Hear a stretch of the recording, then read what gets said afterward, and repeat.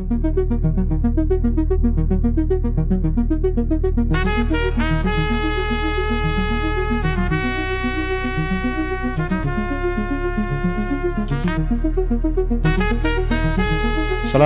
and very good afternoon to everyone. Thank you for coming in for today's MIMOS Podcast. What's interesting today is we are going to have a special invites from one of the interviewees. I'm very excited as we are going to have a deep dive in a topic that has been generating interest locally and market adoptions globally. And that topic is about blockchain technologies. And over the past few years, just to let you know that MIMOS has been championing the development of our national blockchain roadmap and working with various stakeholders ensures that blockchain does remain not just a buzzword, but becomes a real enabler for transparency, trust, and transformations across socials and industries.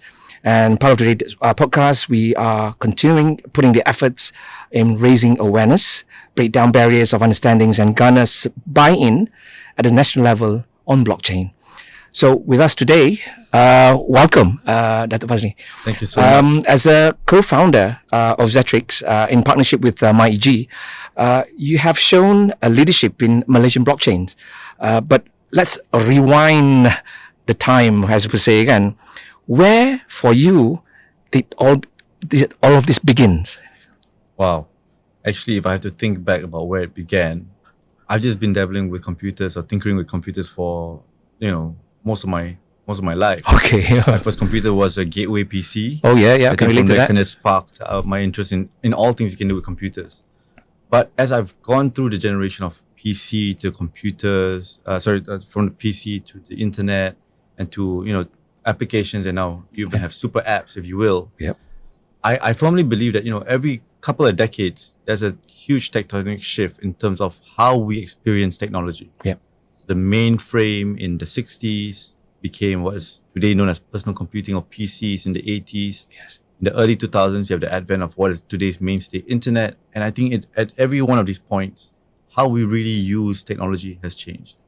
So I've been in tech for almost pretty much my entire professional career.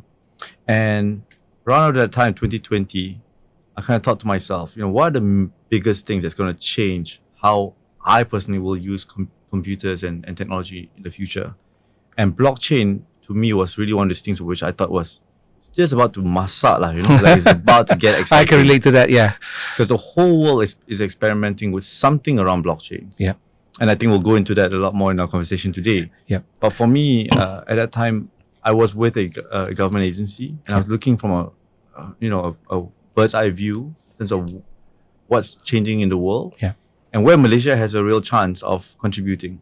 So I firmly believe that blockchain is probably where there is no clear winner yet. Okay. And so there's a real chance. And we have some of those ingredients that will enable us to be a front runner in this industry. Yeah.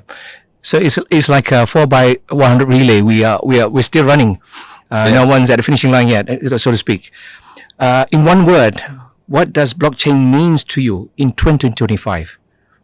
In 2025, and I would argue probably for the foreseeable future, blockchain is all about trust. Trust. Why is that?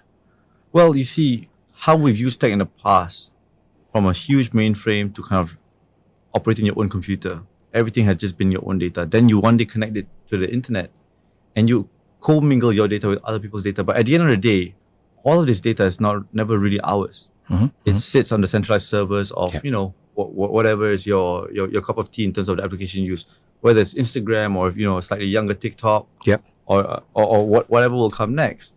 All this information that we feed in is never really ours.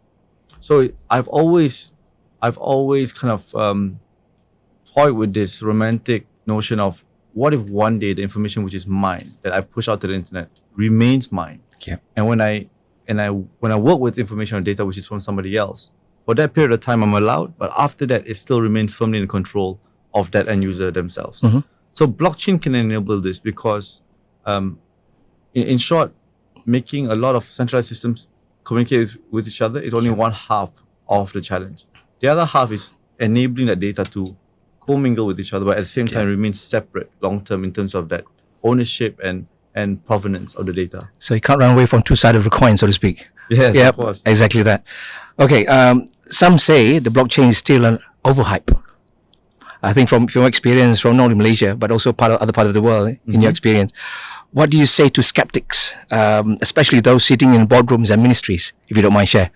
Well, I wouldn't argue that there has been a lot of hype around this notion of blockchain. Okay. But I think blockchain is, if you sit with your CTO and you plan how your tech infrastructure internally has to then communicate with the internet outside, there are lots of considerations around privacy, data protection, data handling, data sharing, if you will. Yeah. And I just don't see the world going towards a direction where we're going to believe in one enterprise system, one set or stack of tech. And so blockchain is this very, very unique proposition where many different layers or many different networks of communication can then talk to each other.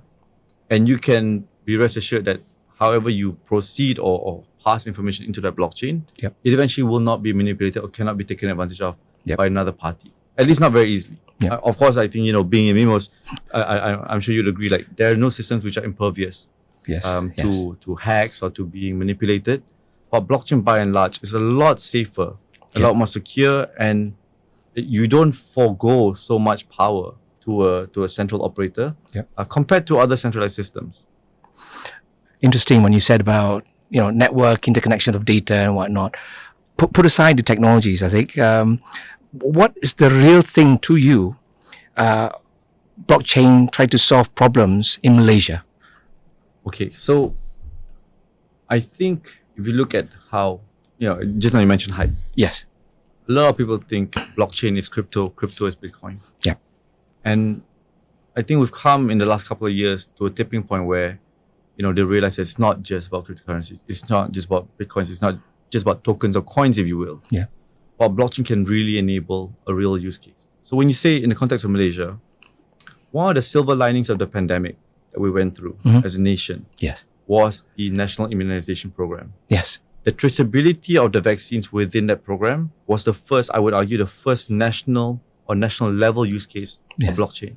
And I think there's a lot of learning lessons from that experience itself. Number one, end users never knew it was blockchain. And you could argue they never need to know it's blockchain. Exactly. You're right. But the certificate within your MySejahtera app, oh yes, the reason why it's on blockchain is because if, God forbid, anything did happen, down to the batch and vial itself, it could be traced throughout the delivery network or supply chain, if you will, that went through. Yes. And so even if patient A had an adverse reaction, you would not have to go through, the organizers of that particular vaccination center.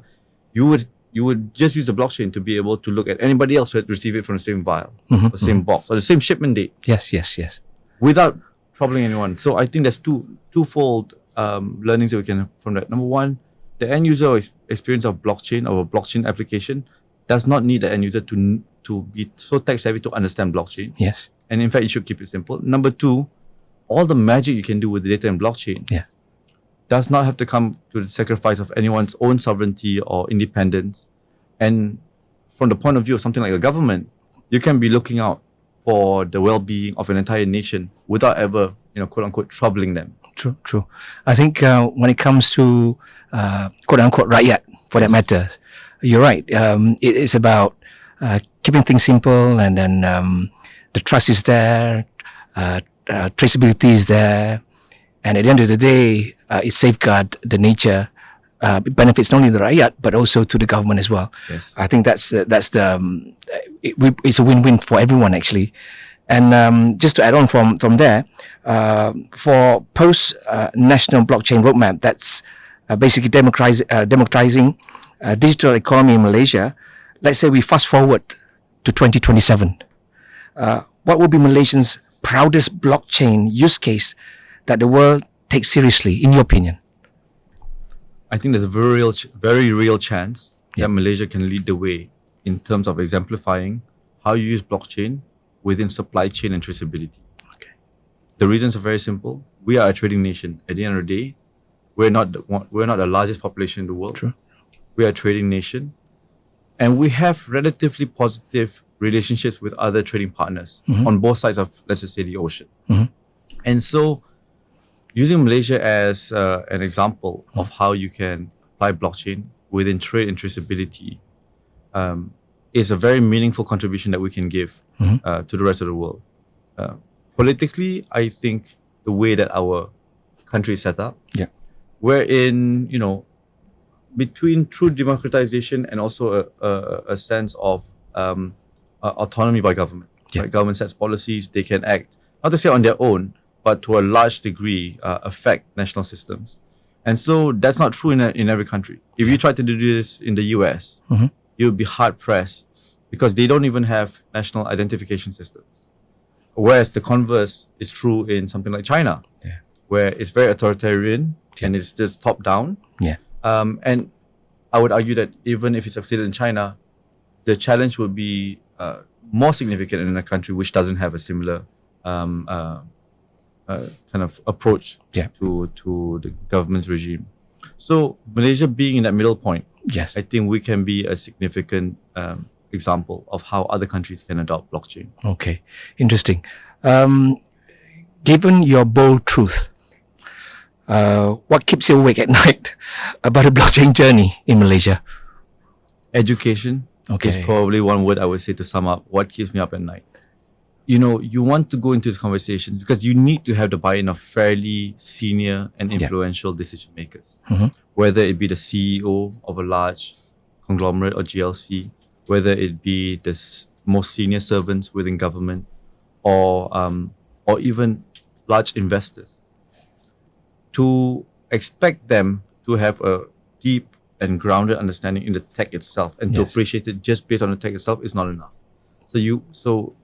What I focus a lot of my time on is trying to figure out how to tell them and share them the story of blockchain and what can be enabled by it without really needing them to understand the tech itself in its purest form. So that is a major challenge. And I think a lot of things, both good and bad. Yes, that's right? true. If you ask people today about, as I shared, blockchain's crypto is Bitcoin. And what happens? What if you speak to a policymaker?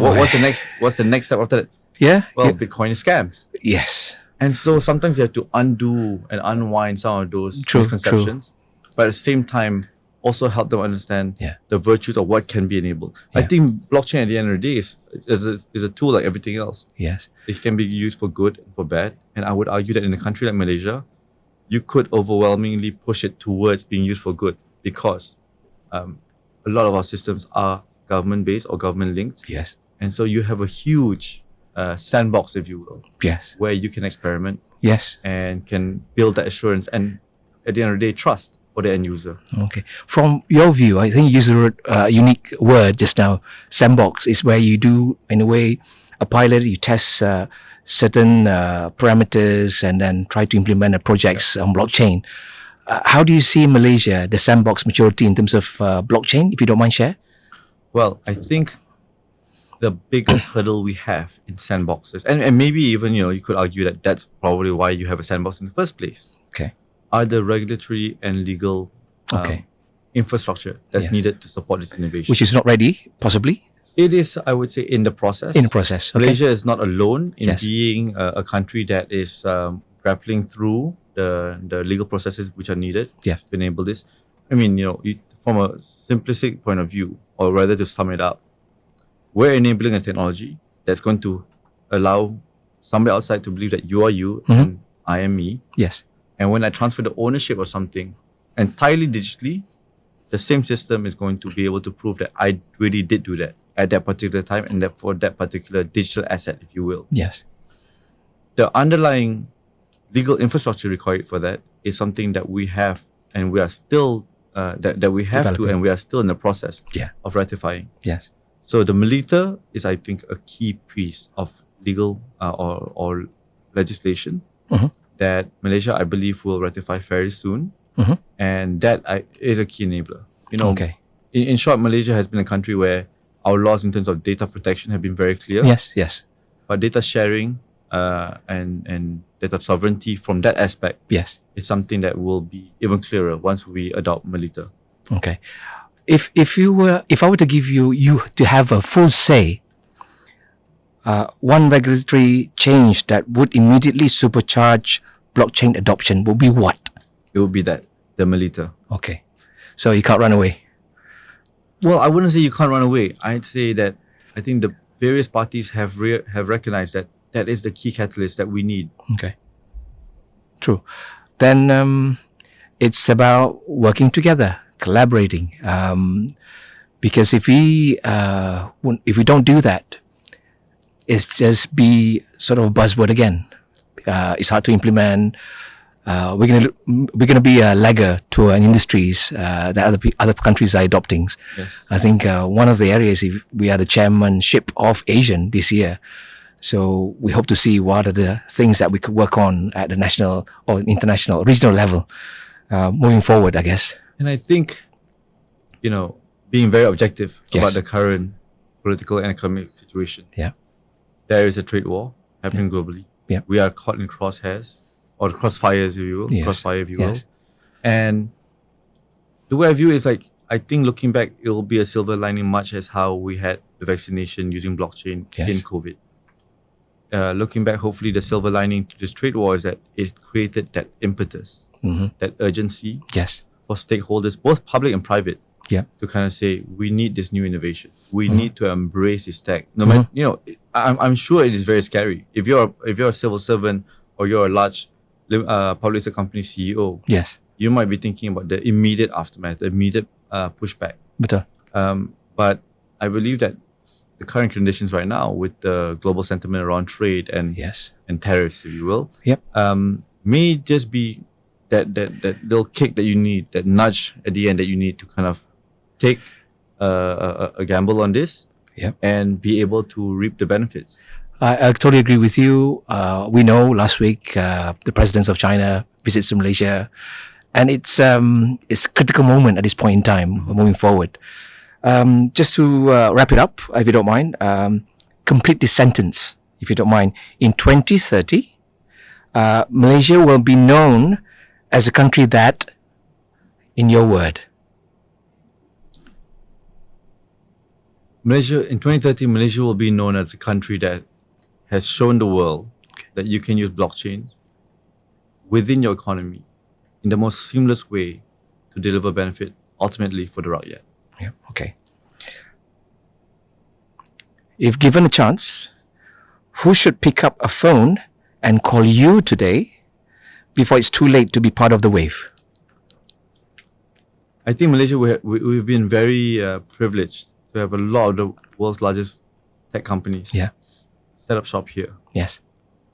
I think those are the leaders that we need to galvanize together. Because as I said, education is the biggest hurdle in this with the policy stakeholders. Okay. And getting other tech leaders to come together and double down on the advocacy for blockchain is how you're going to have that realistic pilot or set of pilots. Yes. Because as I shared at the top of the hour, the experience should be seamless True. for the rakyat. Point taken.